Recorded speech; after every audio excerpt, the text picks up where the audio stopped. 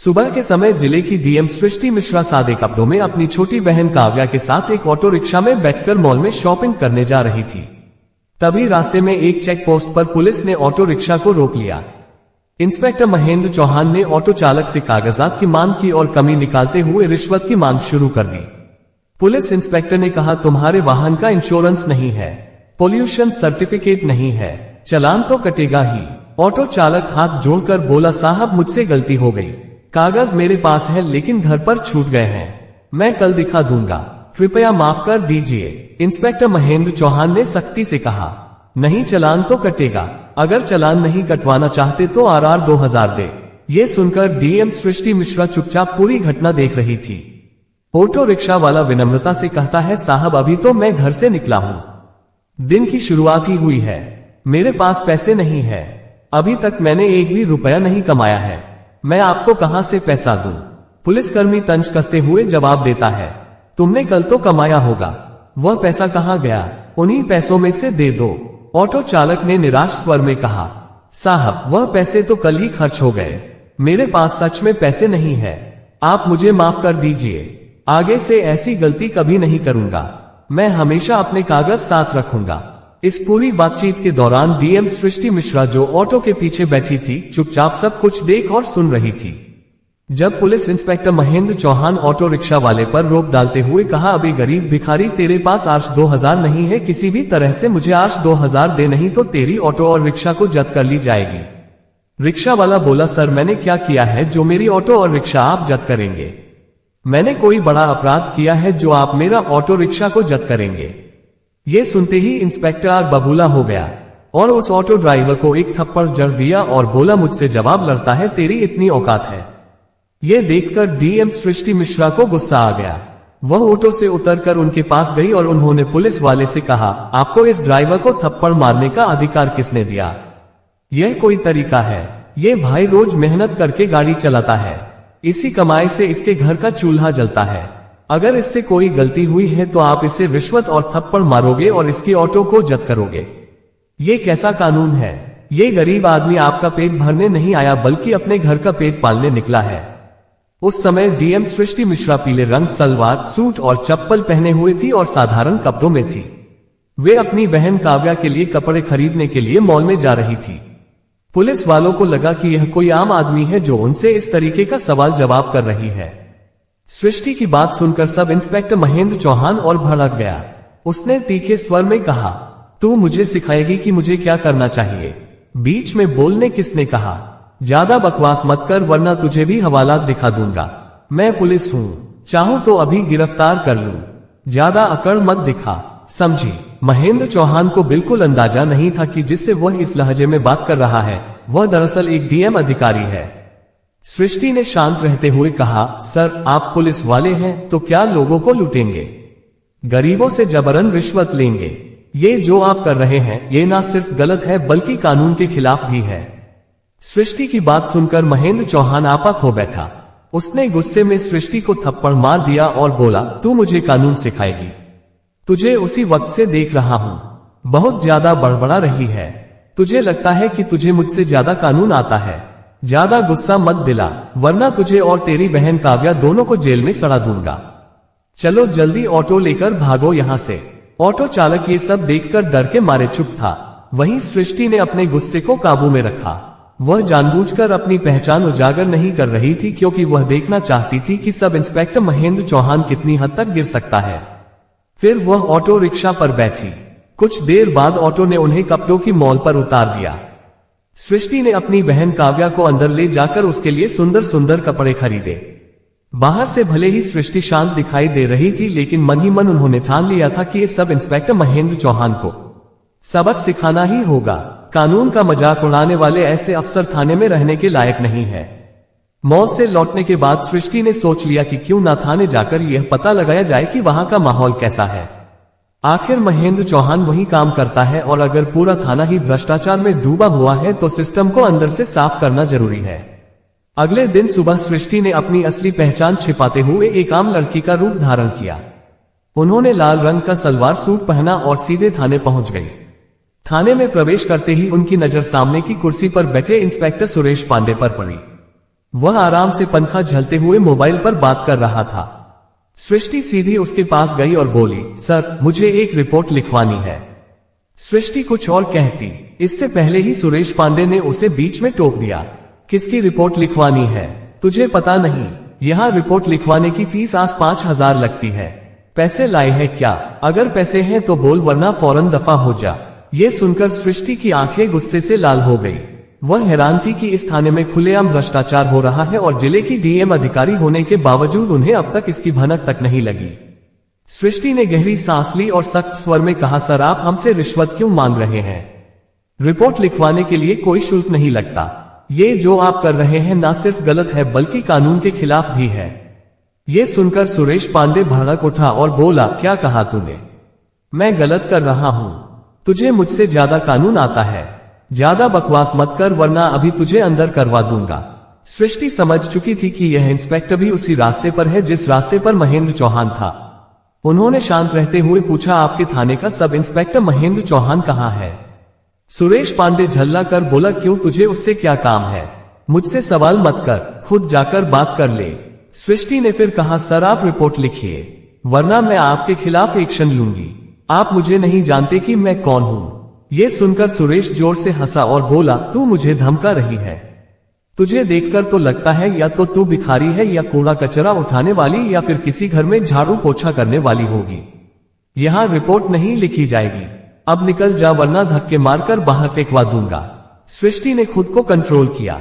वह समझ गई थी कि यह सब के सब उसी पानी से नहलाए हुए हैं जिस पानी से इंस्पेक्टर महेंद्र नहलाया है और उन्होंने मन ही मन ठान लिया या इनको मजा चखाना ही पड़ेगा, लेकिन पहले मुझे इनकी पूरी करतूतों को देखना चाहिए। फिर वह थाने से बाहर निकलकर थोड़ी देर सोचा, फिर अपना मोबाइल निकाला और अपने अधिकारी आईपीएस और आईएएस को फोन कर दिया, इस थाने में मैं मौजूद हूँ, आप लोग मेरी गाड़ी लेकर आओ। इतना कहकर वह दोबारा थाने में प्रवेश किया।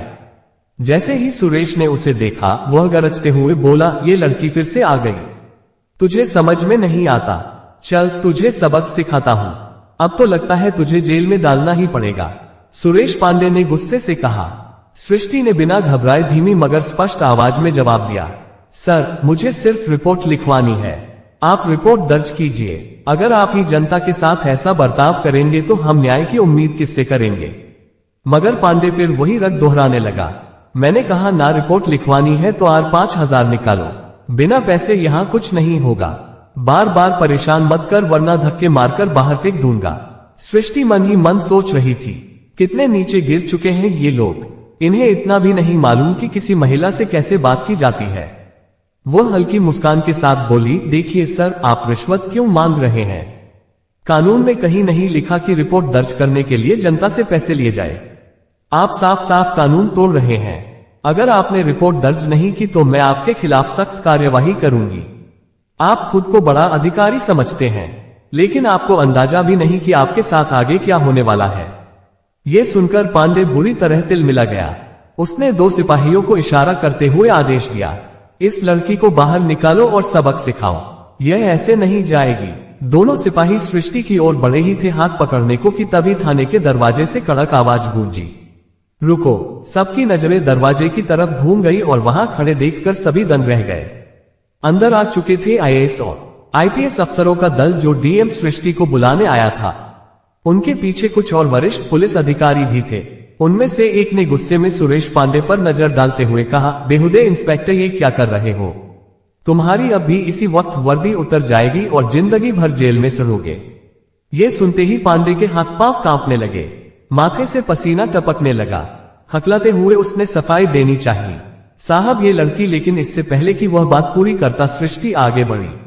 उनका चेहरा अब और भी तेज और दृढ़ लग रहा था। वह गूंजती आवाज में बोली, चुप रहो पांडे, ये लड़की नहीं, मैं जिले की डीएम हूँ और मैंने अपनी आंखों से देख लिया है कि यहाँ आम जनता के साथ कैसा व्यवहार किया जाता है। तुम्हें लगता है कि यह थाना तुम्हारी निजी जागीर है। अब समझ आएगा असली कानून क्या होता है। थाने का माहौल बदल चुका था। सिपाही एक दूसरे का मुंह देखने लगे। जिन 2 सिपाहियों ने अभी अभी सृष्टि को पकड़ने की कोशिश की थी वे डर के मारे पीछे हट गए। आईएएस अधिकारी ने गुस्से में टेबल पर जोर से हाथ मारा और आदेश दिया, कांस्टेबल तुरंत इंस्पेक्टर पांडे को हिरासत में लो। अभी इसी वक्त एक क्षण की भी देरी बर्दाश्त नहीं होगी, वरना अंजाम तुम जानते हो। पूरा थाना सन्नाटे में डूब गया। जो पांडे कुछ देर पहले शेर की तरह दहाड़ रहा था, वही अब हाथ जोड़कर गिड़गिड़ा रहा था। वह सृष्टि की तरफ देखकर रोते हुए बोला, मैडम मुझसे गलती हो गई, एक मौका दीजिए, मेरी नौकरी चली जाएगी।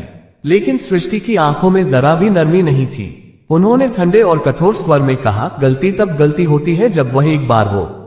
तुम्हारा अपराध गलती नहीं आदत है और इसकी सजा तुम्हें मिलकर ही रहेगी। जनता की आवाज दबाना, कानून का मजाक उड़ाना और महिला का अपमान करना अपराध होता है, गलती नहीं। डीएम सृष्टि ने कठोर शब्दों में अपने अधिकारी आईपीएस को बोली, इन्हें तुरंत के तुरंत सस्पेंड करो और उनके हाथों में हथकड़ियां लगाओ। ये सुनकर आईपीएस अधिकारी ने इशारा किया और 2 सिपाही आगे बढ़कर इंस्पेक्टर सुरेश पांडे को हथकड़ी पहनाने लगे। थाना परिसर में मौजूद बाकी पुलिसकर्मी सर झुकाकर खड़े थे। जैसे ही पांडे को ले जाया गया, तभी थाने के दरवाजे से अचानक इंस्पेक्टर महेंद्र चौहान थाने के मेन गेट से अंदर आया। उसके चेहरे पर घबराहट थी, लेकिन वह हालात कुछ समझे बिना ही अंदर चला आया। जैसे ही उसने डीएम सृष्टि को सामने खड़ा देखा, उसके होश उड़ गए और उसके चेहरे पर वही सीन घूम गया जब सड़क पर उसने ऑटो वाले का चालान काटते वक्त सृष्टि को आम लड़की समझकर थप्पड़ जड़ दिया था। उसी दिन उसे लगा था कि बस एक मामूली वाकया है, लेकिन आज वह समझ गया कि उसके सामने वही लड़की और उसके पीछे आईएएस, आईपीएस बड़े बड़े अधिकारी क्यों खड़े हैं। उसके मन में चलने लगा कि मैंने जिसे थप्पड़ मारा था उसने डीएम ऑफिस में कंप्लेंट की होगी, इसलिए अधिकारी यहां जांच पड़ताल करने के लिए आए हुए हैं। तभी इंस्पेक्टर महेंद्र बुदबुदाते हुए कांपती आवाज में उन बड़े अधिकारी से बोला, सर ये लड़की 1 नंबर की लिफंगी है। जब मैं एक ऑटो वाले का चालान काट रहा था तो यह मुझसे भिड़ गई और मुझे थप्पड़ मारने लगी, तो मैंने इसे कुछ भला बुरा कहा तो ये डीएम ऑफिस में जाकर कंप्लेंट कर दी, जिससे आप लोगों ने यहां आकर सुरेश पांडे को गिरफ्तार कर लिया। बल्कि आप लोगों को इस लड़की को गिरफ्तार करना चाहिए था। ये बात सुनकर पूरा थाना सन्नाटे में छा गया, मानो कुछ बड़ा होने वाला है। तभी आईपीएस अधिकारी गुस्से में एक एक थप्पड़ महेंद्र के गाल पर लगा दी और कड़क आवाज में बोले, इंस्पेक्टर महेंद्र तुम हद में रहो। तुम जिनके बारे में बोल रहे हो, तुम नहीं जानते कि यह महिला कौन है। यह बातें सुनते ही इंस्पेक्टर महेंद्र की मानो दिल का दौरा पड़ गया हो। उसने कांपते और एकदम डरते हुए आवाज में बोला, सर आप क्या बोल रहे हैं, आखिर यह मैडम है कौन। इससे पहले कि आईपीएस अधिकारी कुछ बोलना चाहता, तभी डीएम सृष्टि ने उसकी तरफ सीधी नजरें डाल दी। उनकी आंखों में वही आग थी जो उस दिन सड़क पर थप्पड़ खाते वक्त दबी हुई थी।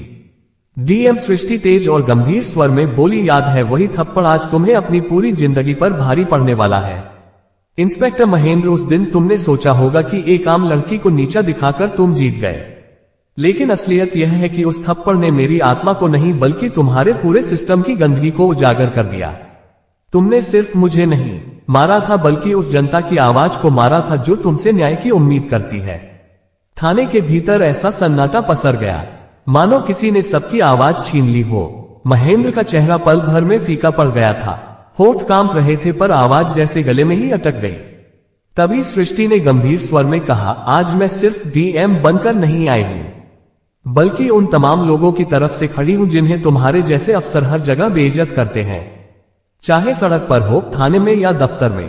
तुझे लगा था कि वर्दी पहन ली तो खुद को भगवान समझ सकता है, लेकिन आज तुझे पता चलेगा कि कानून सबके लिए बराबर है, पुलिस वालों के लिए भी। बस इतना कहकर सृष्टि ने टेबल पर एक तगड़ा थप्पड़ मारा। डर के मारे सब चौंक गए और वह चिल्लाई, कांस्टेबल इंस्पेक्टर महेंद्र को गिरफ्तार करो, वर्दी उतारो और सस्पेंशन की रिपोर्ट अभी बनाओ। आईपीएस अफसर ने बिना एक सेकंड गवाए इशारा किया। 2 सिपाही आगे बढ़े, महेंद्र के हाथ में हथकड़ी डाल दी। बेचारा बुरी तरह कांप रहा था, गिड़गिड़ा कर बोला, मैडम प्लीज माफ कर दीजिए, गलती हो गई, मैं पहचान नहीं पाया था। लेकिन सृष्टि ने उसकी बात बीच में काट दी। कानून किसी की पहचान नहीं पूछता, इंस्पेक्टर सबके लिए बराबर है। तेरी माफी से जनता का दर्द कम नहीं होगा, अब अदालत तय करेगी। पूरा थाना सुन रहा था, पहली बार सबके दिमाग में यह बात घर कर गई।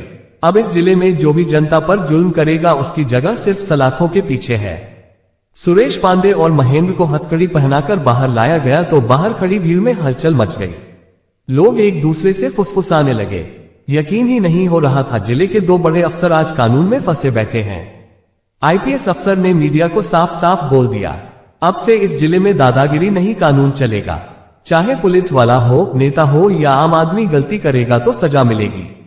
भीड़ ने ताली बजाई। कुछ लोग मोबाइल से वीडियो बना रहे थे, जैसे कोई ऐतिहासिक पल हो। सिपाही दोनों को जीप में बैठाकर सीधा जेल ले गए। जेल के गेट पर गाड़ी रुकी तो खुद जेलर बाहर आ गया। सृष्टि और आईपीएस अफसर ने आदेश दिया, इनको कैदी बना दो, आज से यह अफसर नहीं अपराधी हैं। फिर दोनों की वर्दी उतरवा दी गई, सफेद कैदी वाली ड्रेस पहना दी। चेहरों पर शर्म, गुस्सा, पछतावा सब एक साथ दिख रहा था। लोहे की सलाखों के पीछे धकेला गया तो सुरेश पांडे रोने लगे। महेंद्र बड़बड़ाया, अगर उस दिन थप्पड़ ना मारा होता तो शायद आज ये दिन नहीं देखना